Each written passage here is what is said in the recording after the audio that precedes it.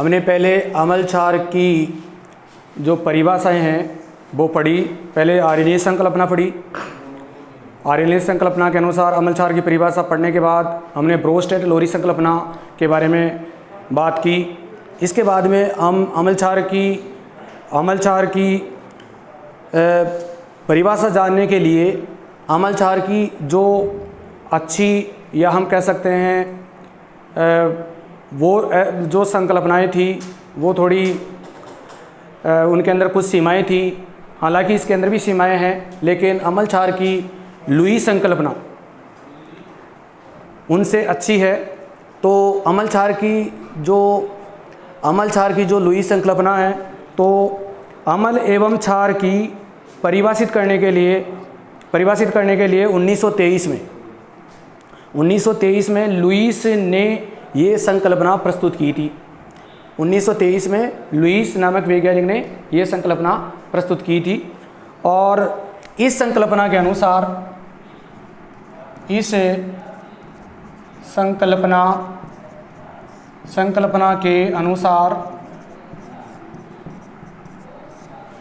मतलब इस संकल्पना के अनुसार अम्ल क्षार को कैसे परिभाषित किया गया, इसके बारे में बताया गया है। तो अम्ल देखिए, अम्ल या एसिड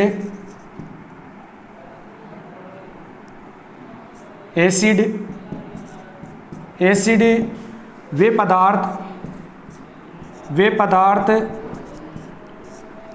पदार्थ हैं जो इलेक्ट्रॉन युग्म ग्रहण करते हैं।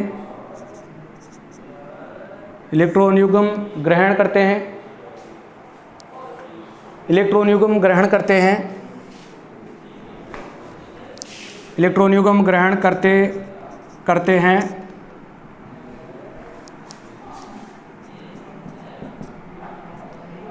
तथा क्षार यानी बेस क्या होते हैं, ये इलेक्ट्रॉन युग्म त्यागते हैं। यानी वे पदार्थ जो इलेक्ट्रॉन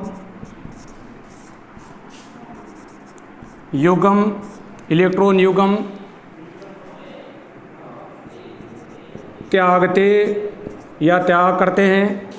त्यागते हैं उन्हें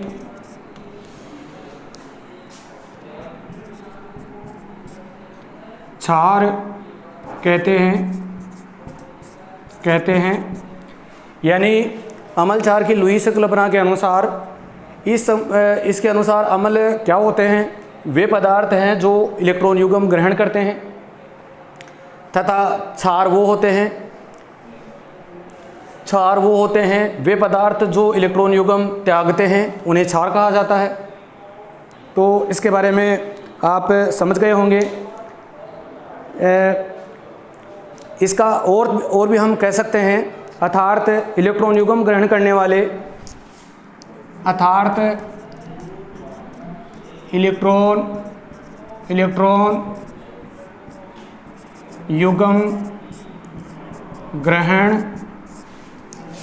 इलेक्ट्रॉन युग्म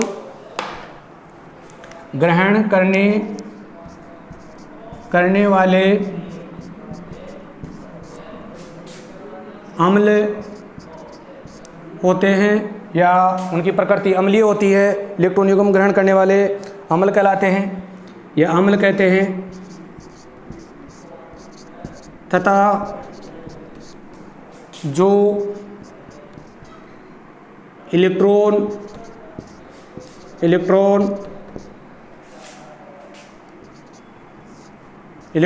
युग्म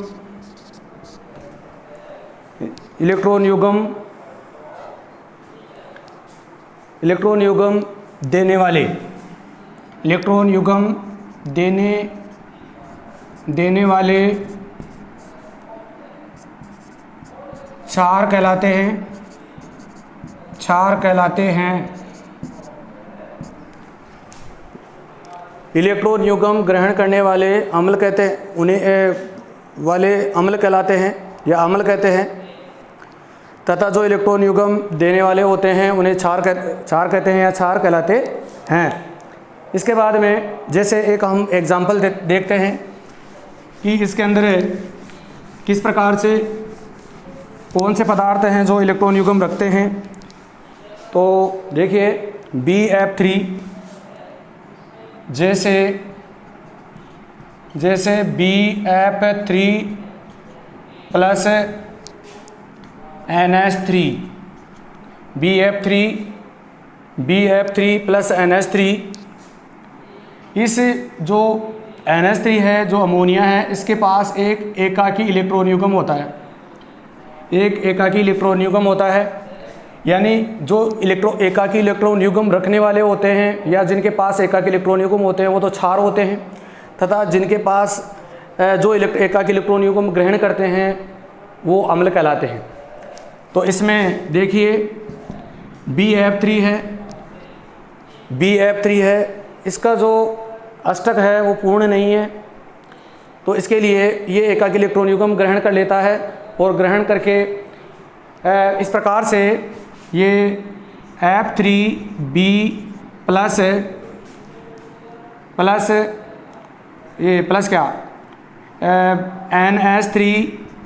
NH3 और ये एकाकी इलेक्ट्रॉन युग्म है। ये एकाकी इलेक्ट्रॉन युग्म रखने वाले जो पदार्थ होते हैं उन्हें क्षार, और जो एकाकी इलेक्ट्रॉन युग्म ग्रहण करते हैं उन्हें अम्ल कहते हैं। तो ये क्षार है, यहाँ पर क्षार है और ये अम्ल है।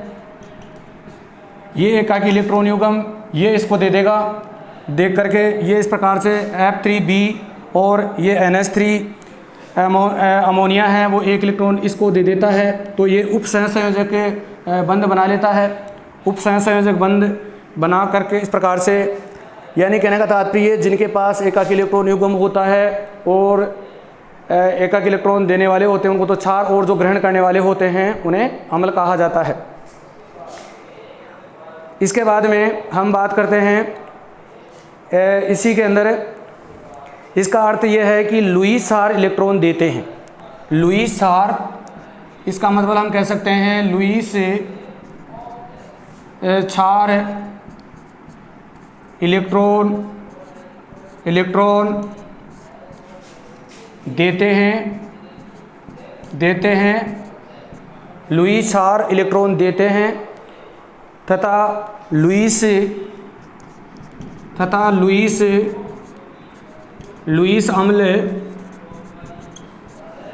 तथा लुईस अम्ल इलेक्ट्रॉन ग्रहण करते हैं। अम्ल इलेक्ट्रॉन ग्रहण करते हैं, मतलब लुईस अम्ल इलेक्ट्रॉन ग्रहण करते हैं। इसके बाद में जैसे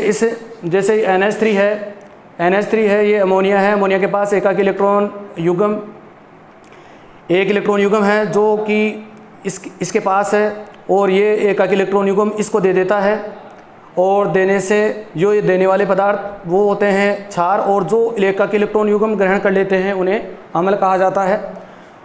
तो इस प्रकार से F3B और ये NH3 बना लेते हैं, और ये जो तीर का जो निशान है या जो चिन्ह है वो एक उपसहसंयोजक बंध को प्रदर्शित करता है। तो इस प्रकार से लुईस क्षार इलेक्ट्रॉन देते हैं तथा लुईस अम्ल इलेक्ट्रॉन ग्रहण करते हैं। इसके बाद में हम बात करते हैं कुछ लुईस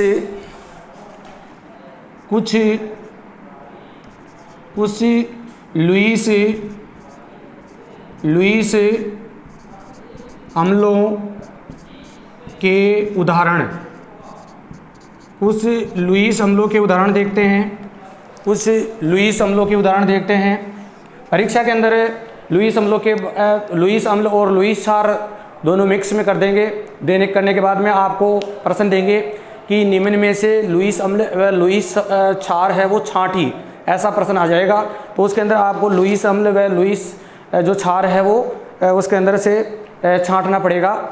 तो देखिए इसके अंदर उदाहरण देखिए, जैसे BF3, इसके बाद में हम बात करते हैं AlCl3, इसके बाद में Mg+2 K+, इसी प्रकार से और भी हम देख सकते हैं, जैसे Li+ और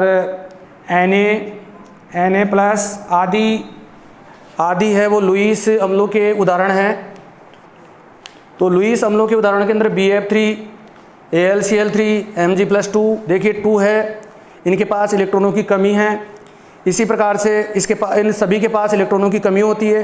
ये इलेक्ट्रॉन ग्रहण करने वाले होते हैं, तो इन्हें अम्ल कहा जाता है। तो ये सारे अम्लों के लुईस अम्लों के उदाहरण हैं। इसके बाद में हम बात करते हैं लुईस क्षारों के बारे में बात करेंगे। तो देखिए लुईस क्षार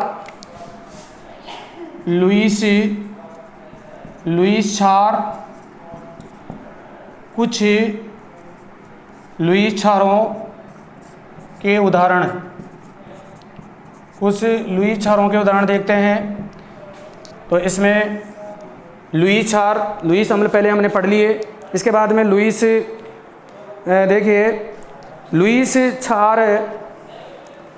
क्षारों के अंदर हम देखते हैं H2O, उदाहरण के लिए H2O, इसके पास में 2 एकाकी इलेक्ट्रॉन युग्म होते हैं। दोबारा से देखते हैं, H2O और 2 एकाकी इलेक्ट्रॉन युग्म होता है जल के पास। तो जो एकाकी इलेक्ट्रॉन युग्म रखने वाले होते हैं वो लुईस क्षार कहलाते हैं। इसी प्रकार से हमने अभी उदाहरण लिया था NH3, जो कि अमोनिया है, इसके पास में 2 एकाकी इलेक्ट्रॉन युग्म होते हैं। एक एकाकी इलेक्ट्रॉन युग्म होता है, तो इसके जल के पास तो 2, इसके बाद में NH3 के पास में 1 एकाकी इलेक्ट्रॉन युग्म है। एक एकाकी इलेक्ट्रॉन युग्म में 2 इलेक्ट्रॉन होते हैं। इसके बाद में बात करते हैं OH- मतलब हाइड्रोक्सी लाइन, इसी प्रकार से Cl-, इसके बाद में हम बात करते हैं ROR, जो कि ईथर है, ईथर का सामान्य सूत्र। तो ये इसके पास में 2 एकाकी इलेक्ट्रॉन युग्म हैं, ROR। तो ये सारे लुईस क्षारों के एग्जाम्पल हो गया। जैसे H2O, इसके पास में 2 एकाकी इलेक्ट्रॉन युग्म है। इस NH3 है, अमोनिया है, इसके पास 1 एकाकी इलेक्ट्रॉन युग्म है। और OH- है, Cl- है, ROR है, इसके पास भी 2 एकाकी इलेक्ट्रॉन युग्म है। तो इलेक्ट्रॉन रखने वाले जो इलेक्ट्रॉन देने की क्षमता रखते हैं, जिनके पास इलेक्ट्रॉनों की अधिकता होती है, वो लुईस क्षार कहलाते हैं। जिनके पास इलेक्ट्रॉनों की कमी होती है वो लुईस अम्ल कहलाते हैं। तो इस धारणा के अनुसार हम कह सकते हैं कि इस संकल्पना के आधार पर हाइड्रोजन रहित पदार्थों के अम्लीय व क्षारीय गुणों की व्याख्या भी की जा सकती है। इस संकल्पना के अनुसार हाइड्रोजन रहित, जिनके अंदर ऐसे पदार्थ भी होते हैं जिनके अंदर हाइड्रोजन नहीं होती है। पहले वाली जो संकल्पनाएं पढ़ी उसके अंदर हमने देखा आर्यनीय संकल्पना थी, और फिर बाद में ब्रोस्ट एंड लोरी संकल्पना थी। तो उनके अंदर कुछ कमियां थी, तो उन कमियों को दूर करने के लिए ये संकल्पना श्रेष्ठ है। इस संकल्पना के अनुसार आधार पर हाइड्रोजन रहित पदार्थों के अम्लीय व क्षारीय गुणों की व्याख्या भी की जा सकती है इस संकल्पना के आधार पर। इसके बाद में हम बात करते हैं कुछ प्रश्नों के बारे में बात करते हैं। जैसे हमने पहले पढ़ा, कुछ प्रश्नों के बारे में चर्चा कर लेते हैं। तो इस प्रकार से अम्ल और क्षारों की जो परिभाषाएं थी वो हमने जाना। इसके बाद में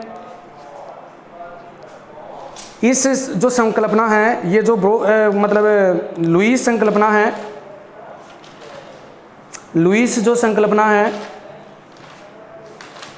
इस संकल्पना के अनुसार हमने अम्लों और क्षारों की विशेषताओं के बारे में या परिभाषाओं के बारे में जाना था। अब देखते हैं कुछ प्रश्नों के बारे में हम बात करना चाहते हैं, जो कि अम्लों के क्षारों के पहले भी हमने जो कालांश जो लिए थे उनके अंदर हमने कुछ प्रश्नों के बारे में और उनके उत्तर भी बताए गए, यानी उनका हल भी किया गया था। लेकिन अब कुछ थोड़े और भी प्रश्न हमारे तैयार हो गए हैं या हमने देखिए, जैसे एक्वा रेजिया बनाने में किन अम्लों का मिश्रण होता है। देखिए प्रश्न है, प्रश्नों पर ध्यान दें। प्रश्न है एक्वा रेजिया बनाने में किन अम्लों का उपयोग किया जाता है।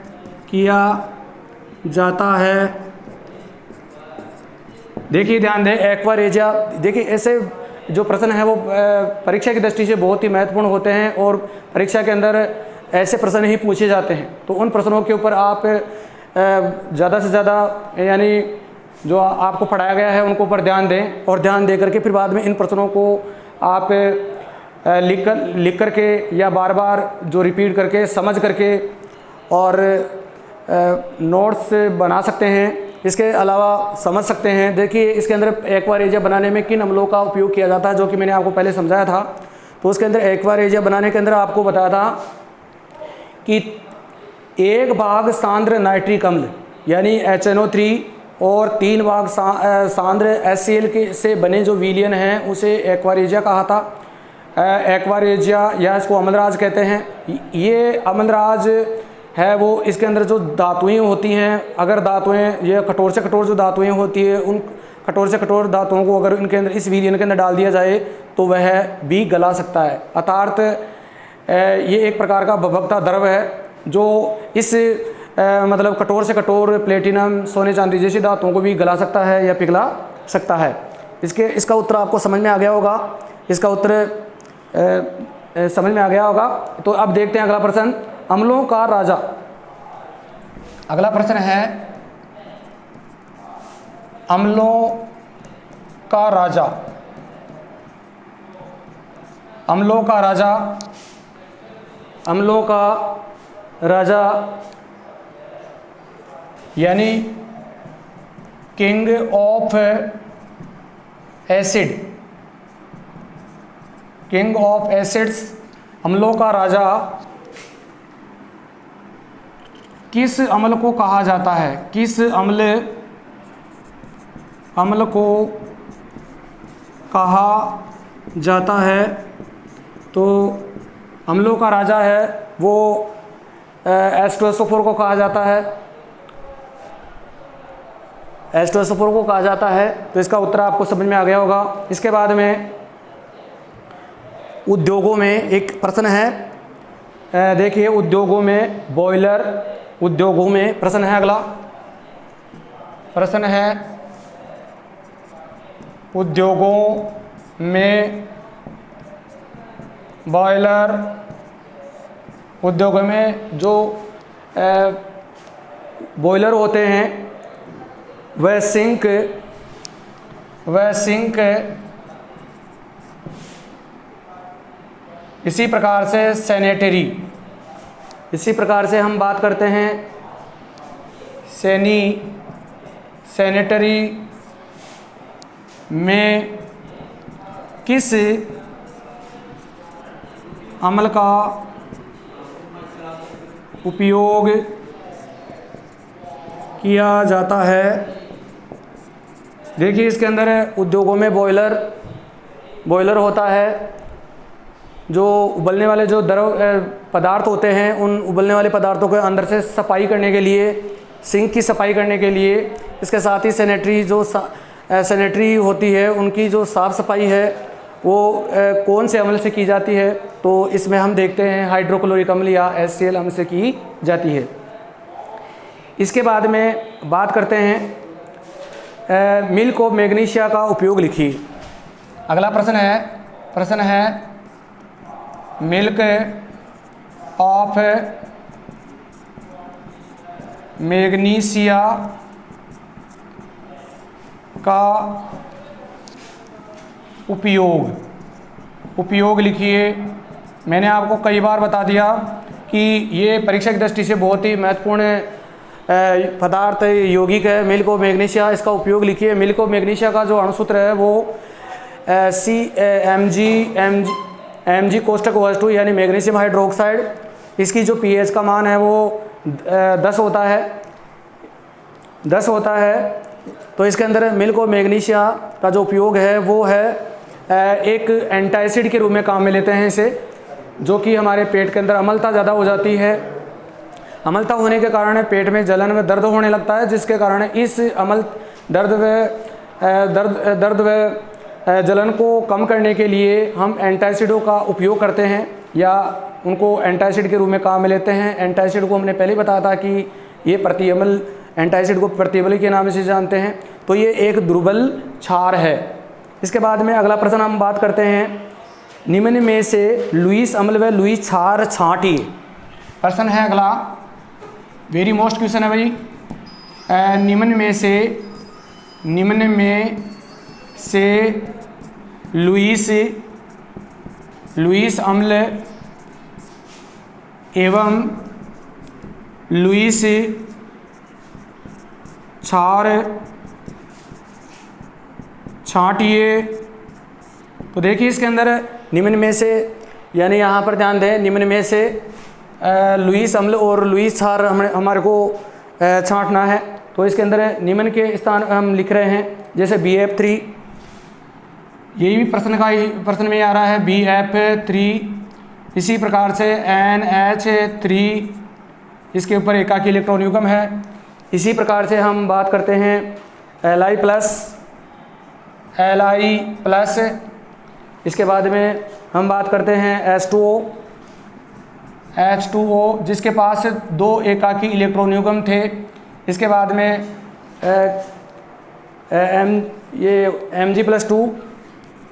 Mg+2 और OH-। तो इसमें ध्यान दीजिए, यहाँ पर निम्न में से, ये ऐसा बहुत इंपॉर्टेंट प्रश्न है, ये ऐसे प्रश्न पूछे जा सकते हैं। तो इनके अंदर लुईस अम्ल और लुईस क्षार है वो मिक्स कर देगा और कर करके आपके पूछेगा कि निम्न में से लुईस अम्ल और लुईस क्षार छांटिए। तो छांटने के लिए आपको अगर मान लो ये संकल्पना लुईस अम्ल लुईस संकल्पना अगर समझ में आ गई हो, तो इसमें ये देखिए BF3 जिसका अष्टक पूर्ण नहीं है, इसके पास इलेक्ट्रॉनों की कमी है। ये इलेक्ट्रॉनों की जिसके पास कमी होती है वो अम्ल कहलाते हैं। ये देखिए इसके पास एकाकी इलेक्ट्रॉन युग्म में ये एक क्षार है। इसी प्रकार से Li+, ये भी ये एक अम्ल है, ये क्षार है। इसी प्रकार से Mg+2 है, ये अम्ल है। इसी प्रकार से OH- एक लुईस क्षार है। तो इस प्रश्न का उत्तर आपको समझ में आ गया होगा। तो देखिए अगला प्रश्न है अगला प्रश्न है अम्ल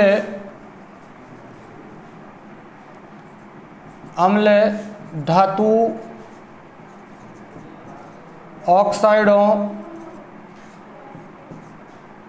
ऑक्साइडों से क्रिया करके क्या बनाते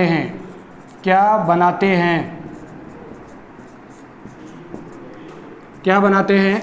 तो देखिए इसके अंदर अम्ल धातु ऑक्साइडों से क्रिया करके क्या बनाते हैं।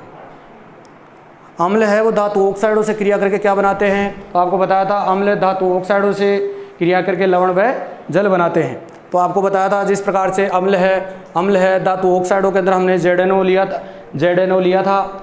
ZNO + H2SO4 रिएक्शन हमने ZnSO4 और H2O का निर्माण किया था। तो अम्ल है, इसका मतलब कह सकते हैं धातु ऑक्साइडों की प्रकृति है वो क्षारीय होती है। इसके बाद में हम बात करते हैं अधातु ऑक्साइडों की प्रकृति लिखी। प्रश्न है अगला, अधातु ऑक्साइडों की प्रकृति लिखिए। अधातु ऑक्साइडों की प्रकृति लिखिए। देखिए इसके अंदर, इस प्रश्न के अंदर आपको बताया गया था कि धातु ऑक्साइडों की प्रकृति क्षारीय होती है, तो अधातु ऑक्साइडों की प्रकृति अम्लीय होगी, जो कि हम अगले जो लेसन होगा उस जैसे 7 वलेसन है उसके अंदर हम आवर्त सारणी के अंदर पढ़ेंगे। तो जैसे एक आवर्त सारणी में बाएं से दाएं जाते हैं, तो बाएं से दाएं जाते हैं तो अम्लीय गुणों के अंदर वृद्धि होती है। तो धातु क्षणों की प्रकृति क्षारीय होती है और अधातु क्षणों की प्रकृति अम्लीय होती है। इसके बाद में देखिए अगली कालांश में हम अगले जो शेष जो प्रश्न रह गए वो अगली कालांश में देखेंगे।